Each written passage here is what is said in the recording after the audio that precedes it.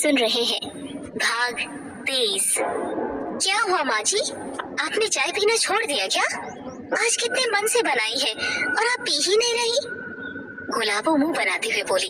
तभी पीछे से महेश अंदर कमरे से बाहर आता है। अरे पी लेना माँ, आज बहू ने खुद बनाई है। और क्या चाय बनाई है बता नहीं सकता, पीकर तो देख। बहू एक कप और मिलेगी मुझे भी। महेश का बस इतना कहना भर था कि गुलाबो खुश होकर रसोई में जाकर उसके लिए भी ले आती है। कप लाकर जैसे ही वो महेश की तरफ हाथ बढ़ाती है, तभी उसकी नजर उंगली में पहनी अंगूठी पर जाती है। वो तेज झटके से अपना हाथ खींच लेती है। चाय का कप तिरछा होकर कुछ चाय महेश के कुर्ते पर गिर जाती है।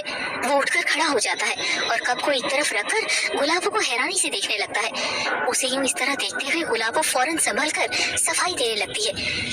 माफ करना भैया, अचानक हाथ में से चूड़ी झड़ गई थी, पता नहीं कैसे। गुलाबो बात बनाने लगती है। महेश उसकी बात सुनकर बोलता है, अरे कोई बात नहीं, होता है, जाने दो। तुम रसोई में जाकर अपना काम करो, आधा कप ही सही मैं पी लूंगा। माँ जी आपने तो अभी तक कप उठाया ही नहीं, जेठ जी को देखिए, दोबारा मांग ली, पी कर तो देखिए। गुलाबो पार्वती के पास भरे कप को रखा हुआ देखकर बोलती है, पर पार्वती की हिम्मत ही नहीं होती कि वो चाय पी ले। वो मन ही मन बहुत डरी हुई जो थी।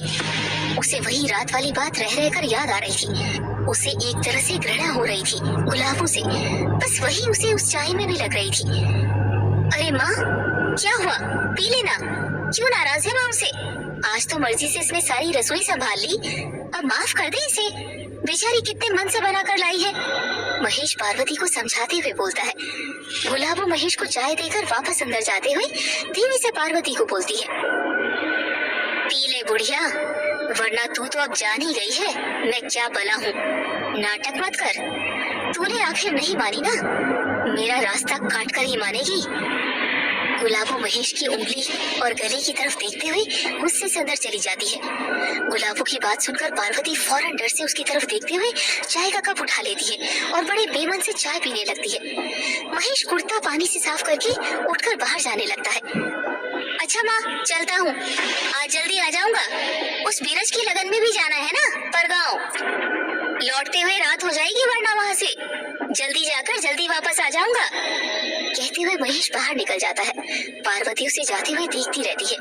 पार्वती जैसे ही नहा धोकर पूजा घर में रखी अंगूठियां और माला उठाने अंदर पूजा घर की तरफ बढ़ती है, तभी पीछे से गुलाबो की आवाज आती है, रुक जा बुढ़िया, खबरदार एक कदम भी आगे बढ़ाया तो। पार्वती जैसे पीछे मुड़कर देखती है, गुलाबो दोनों आंखों से गुस्से में उसे घूरती है। वो अचानक आगे बढ़कर पार्वती का गला जमकर पकड़ लेती है और उसे पीछे की ओर धकाते हुए दीवार से सटाकर भयंकर क्रोध का प्रदर्शन करते हुए दांत पीसने लगती है। तुझे मना किया था ना कि मेरे रास्ते में मत आना, तू और तेरी वो बेवकूफ बहू रमा, तुम दोनों को लगता है अब सबक सिखाना ही पड़ेगा। बड़े डरावने अंदाज में गर्दन को ऊपर नीचे आजू बाजू घुमाते हुए पार्वती के गले पर अपनी पकड़ मजबूत कर देती है। पार्वती गला दबने के कारण सांस अटकने से बुरी तरह हांफने लगती है। वो लाख कोशिश करती है गला छुड़ाने की, पर गुलाबो की पकड़ इतनी मजबूत थी कि वो बेचारी क्या कर पाती, बस भय और डर से कांपने लगती है। रुक जा गुलाबो, बहुत हो गया तेरे डराने का नाटक, माँ जी को छोड़ दे। पीछे से रमा तेज आवाज में आंखें निकालते हुए गुलाबो से बोली। गुलाबो आवाज सुनकर वहीं खड़े खड़े गर्दन पूरी पीछे घुमा लेती है। ये दृश्य देखकर तो पार्वती इतना डर जाती है कि उसके मुंह से सिसकी निकलने लगती है, पर वो कुछ नहीं कर पाती। ओह, तो अब ये बिल्ली भी शेर बनने लगी, तुझे भी उसी रात चबा डालना था। भूल गई उस रात तेरी क्या हालत कर दी थी मैंने, पांव पर खड़े होने की भी हिम्मत नहीं थी तुझमें, और आज बड़ी शेरनी बन मेरे रास्ते में आ रही है। इतना कहते ही गुलाबो का चेहरा उसी खतरनाक चेहरे में तब्दील होने लगता है।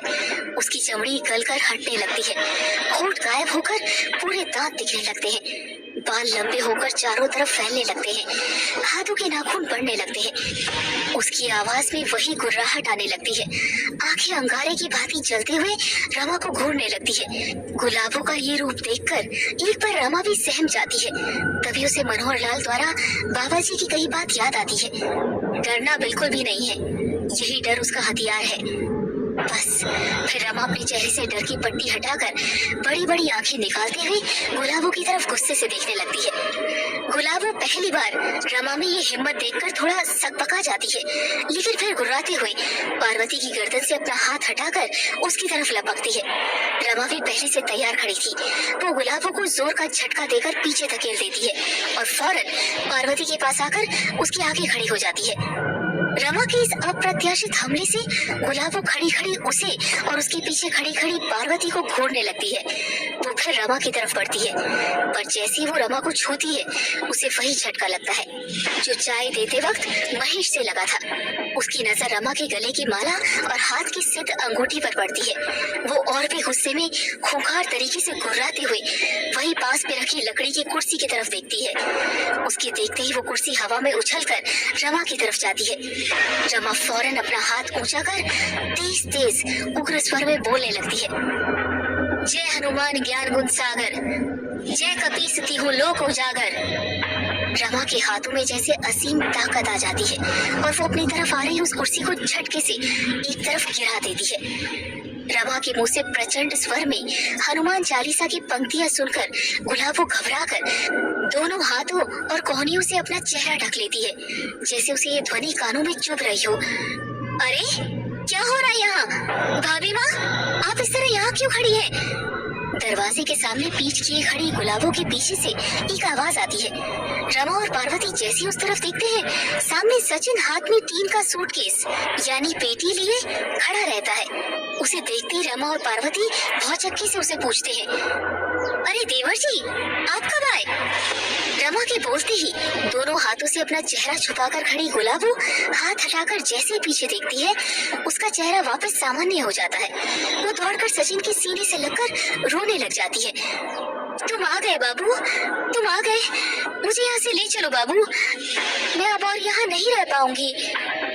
गुलाबो नाटकीय अंदाज में सचिन से बोली। सचिन कुछ समझ नहीं पाता। कमरे की अस्त व्यस्त हालत देखकर आश्चर्य से रमा और पार्वती की तरफ देखने लगता है।